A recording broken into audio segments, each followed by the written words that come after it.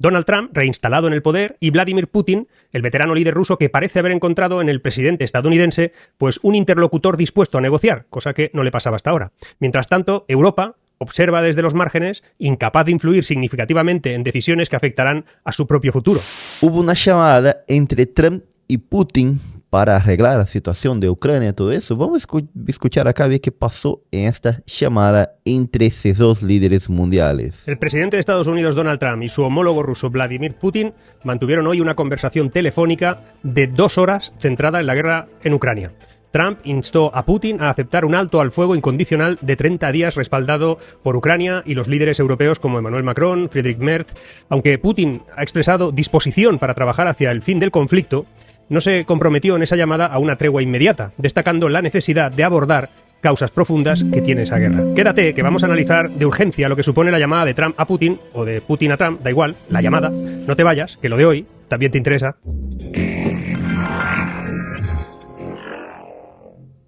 La llamada en cuestión refleja la dinámica geopolítica, con Estados Unidos y Rusia liderando conversaciones sobre un conflicto en suelo europeo, mientras Europa observa desde la periferia. La exclusión de Europa de estas negociaciones críticas subraya nuestra decreciente relevancia estratégica y plantea preguntas sobre el papel que va a tener Europa en el futuro y sobre todo en el orden internacional. Históricamente Europa ha sido un actor central en la política global. Sin embargo, en este nuevo escenario que tenemos ahora su influencia parece disminuir, recordando momentos del pasado donde las decisiones clave se tomaban sin nuestra participación directa. Prácticamente creo que Trump está diciendo, muy bien, soy yo que tomo la decisión, ustedes no importan y voy a arreglar acá con Putin, después le comunico nomás. Recuperar esa posición, Europa debería fortalecer su autonomía estratégica, desarrollando capacidades propias de defensa, energía y tecnología. Joder. Ya. Y ahora, en el tablero geopolítico de 2025, tenemos a dos figuras que dominan el panorama internacional con permiso de China. Donald Trump, reinstalado en el poder, y Vladimir Putin, el veterano líder ruso que parece haber encontrado en el presidente estadounidense pues un interlocutor dispuesto a negociar, cosa que no le pasaba hasta ahora. Mientras tanto, Europa observa desde los márgenes, incapaz de influir significativamente en decisiones que afectarán a su propio futuro. Este nuevo equilibrio de poder plantea preguntas que yo diría que son fundamentales sobre el orden internacional y el papel de las potencias tradicionales en un mundo pues cada vez, de nuevo, más bipolar.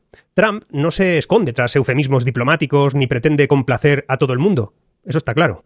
Su enfoque es directo. Los intereses de Estados Unidos son la prioridad absoluta y cualquier alianza, acuerdo o relación internacional debe evaluarse bajo esa óptica.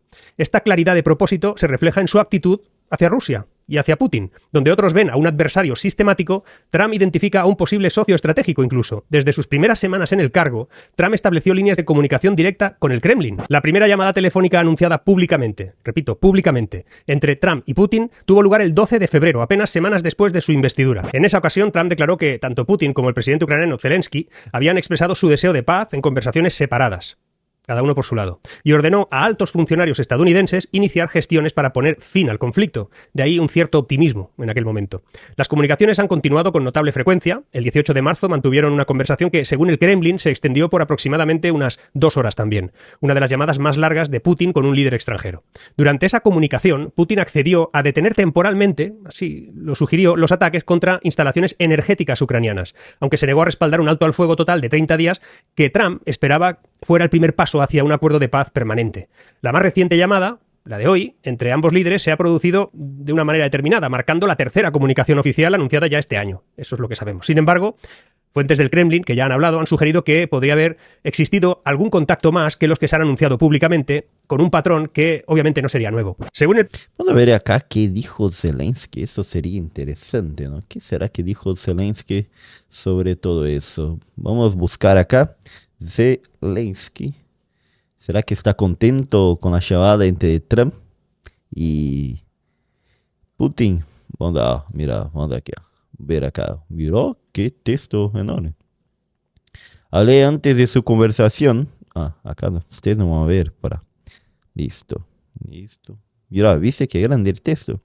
Hablé con Potos, que sería Trump, 2 veces hoy. Primero tuvimos una conversación individual antes de su conversación con el jefe de Estado ruso, para no decir el nombre de Putin, ¿no? Y después hablamos con el presidente Trump y los líderes europeos, el presidente Emmanuel Macron, el primer ministro la primera ministra Giorgia Meloni, el canciller federal de Alemania, Bundeskanzler, el Friedrich Merz, y el presidente Alex Stubb, ese de Finlandia, y la presidenta de la Comisión Europea, Ursula von der Leyen. Este es un momento decisivo.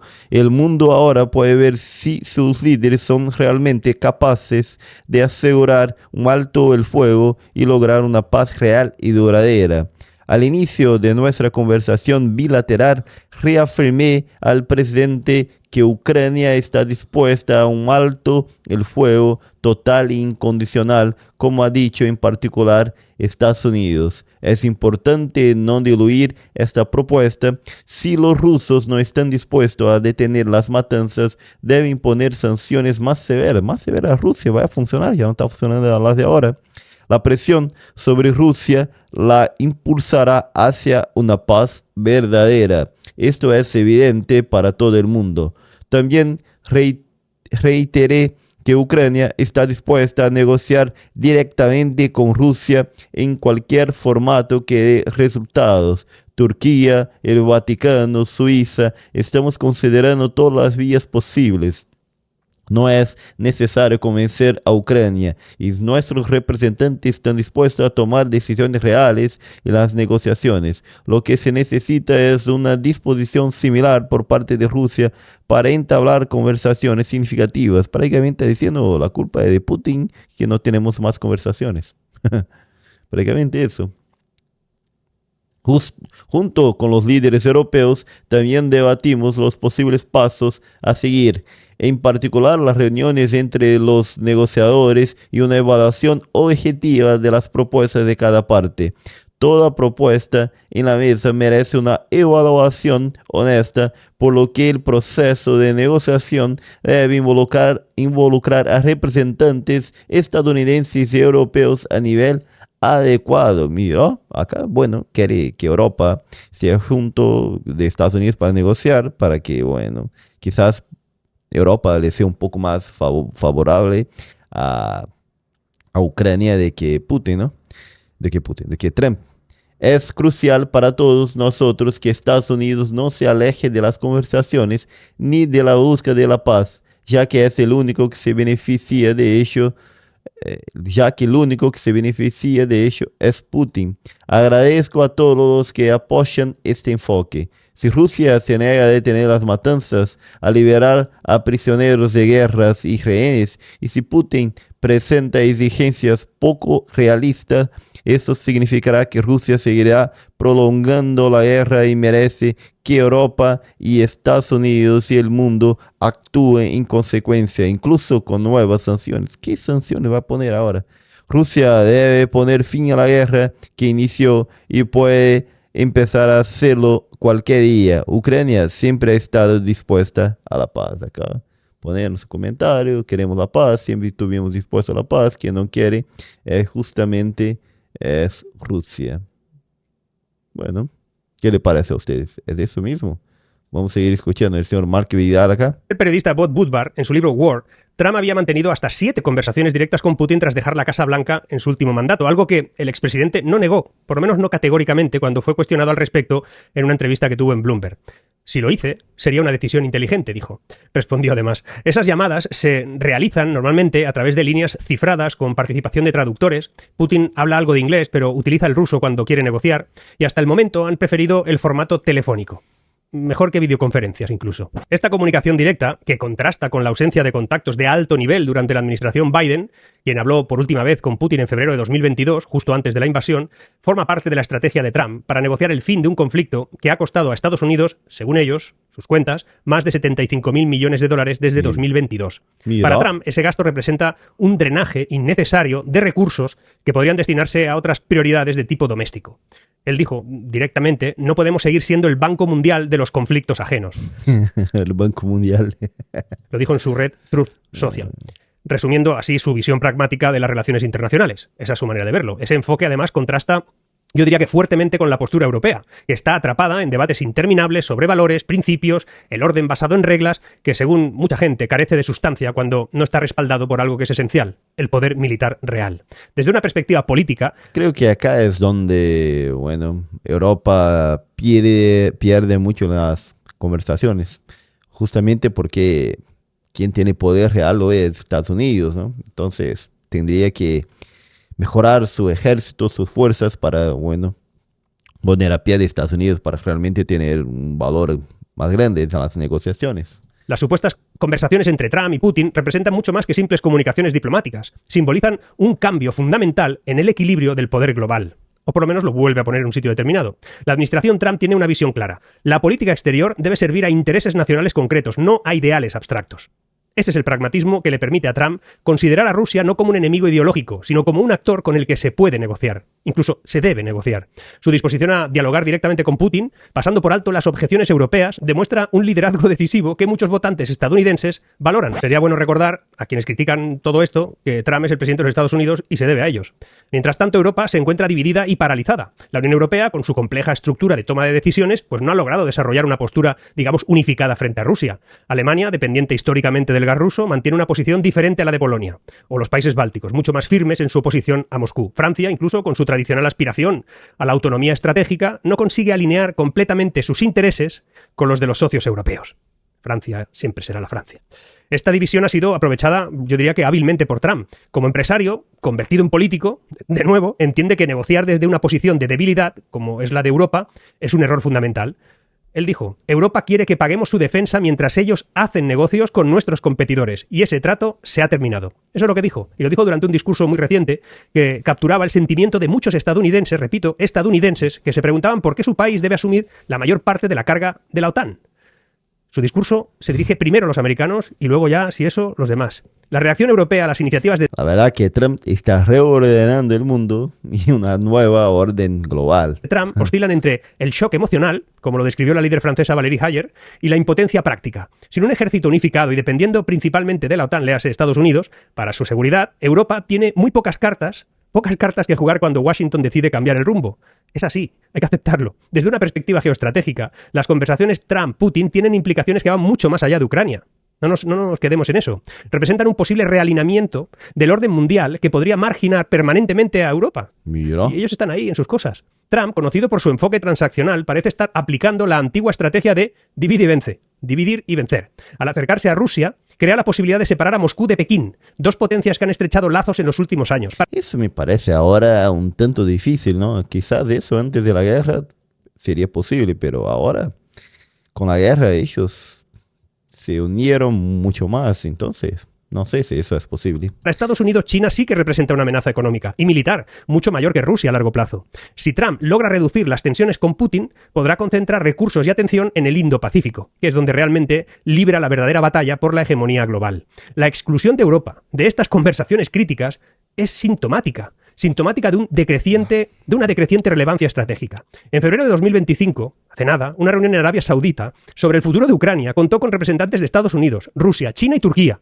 pero no había ninguna potencia europea que tuviera asiento en la mesa principal. Y es que Trump, con su retórica directa y a menudo controvertida, conecta con quien quiere conectar, con un segmento importante de la población estadounidense que valora la claridad sobre la sofisticación y la acción sobre la reflexión. Aquí hablamos de Trump como si fuera alguien que tuviera que hacer cosas por nosotros. Los resultados sobre los procesos. Eso es lo que Trump vende en su país. De manera similar, Putin ha construido su legitimidad interna sobre una imagen de defensor de los valores tradicionales rusos frente a lo que presenta como decadencia occidental. Es cierto que allí hay una fuerte oposición que está callada obligatoriamente. Pero esa afinidad en el estilo de liderazgo facilita la comunicación entre ambos, a pesar de representar países históricamente rivales. Un analista amigo que trabaja en un medio de Estados Unidos y que fue corresponsal de la Casa Blanca me explicaba hace poco que Trump y Putin se entienden porque hablan el mismo lenguaje, el del poder real, y no el de la diplomacia de salón.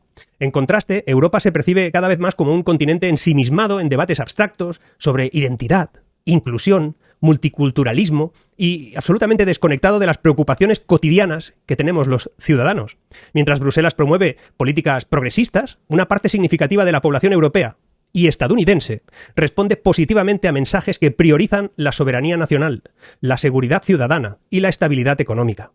Por eso, yo diría que las conversaciones Trump-Putin plantean también algunas cuestiones éticas. Y eso es verdad, especialmente cuando se trata del futuro de Ucrania.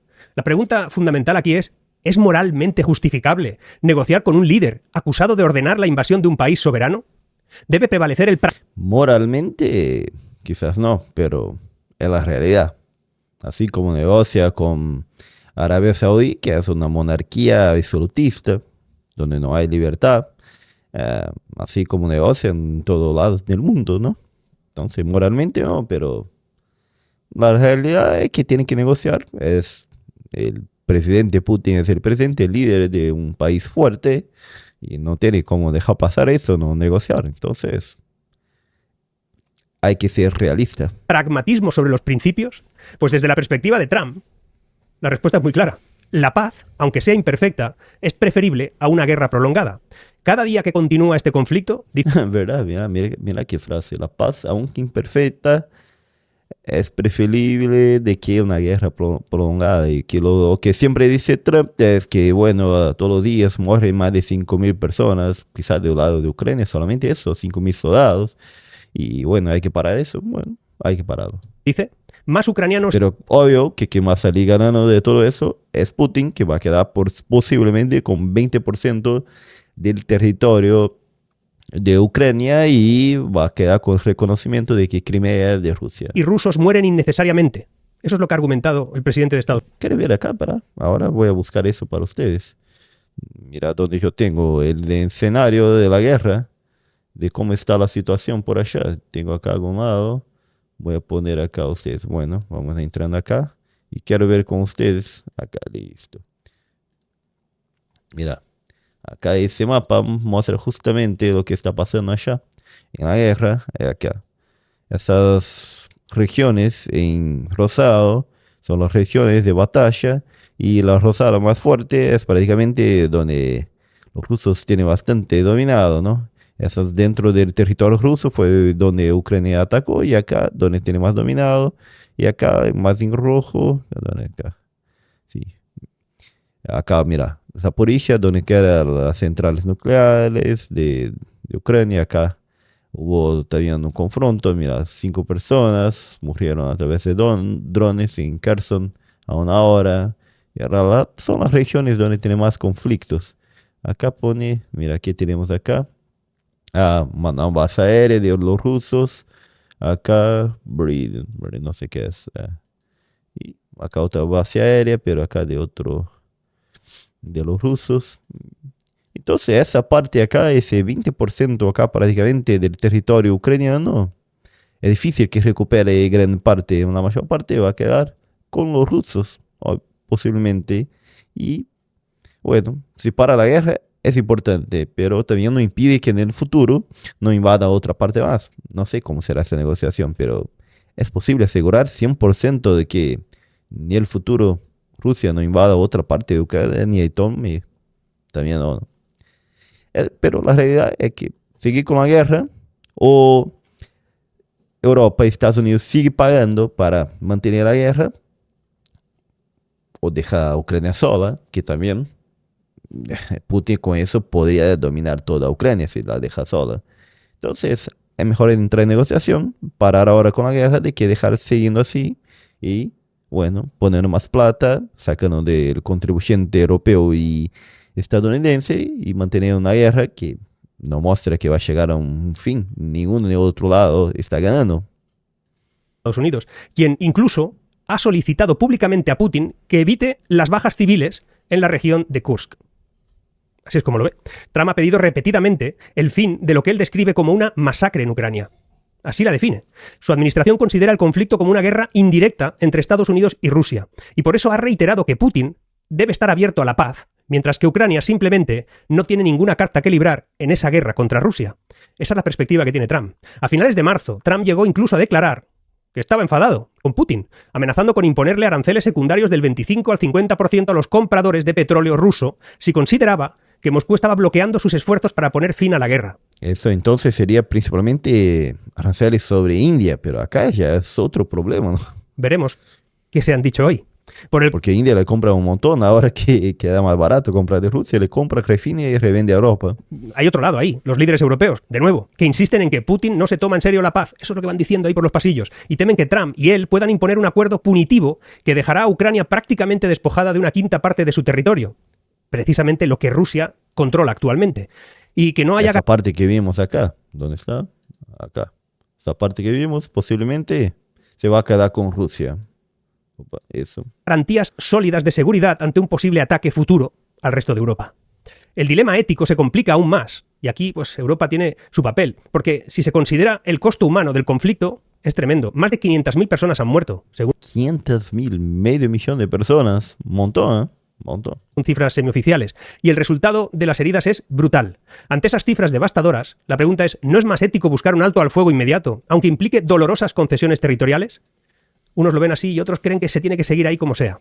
En el ámbito económico, un eventual acuerdo entre Trump y Putin, y ojo con esto, tendría consecuencias profundas tanto para Estados Unidos como para Europa, aunque de signo muy diferente. Para la administración Trump, reducir el apoyo financiero a Ucrania les libera de recursos sustanciales que van a destinar a prioridades internas, a infraestructuras, a recortes fiscales, que lo tiene muy presente Trump, o incluso a la reducción de la deuda pública, que es mucho dinero. Los más de 75.000 millones de dólares comprometidos desde 2022, como os decía, representan una suma que muchos votantes de Estados Unidos ya no ven claro y prefieren que sea invertida en su propio país.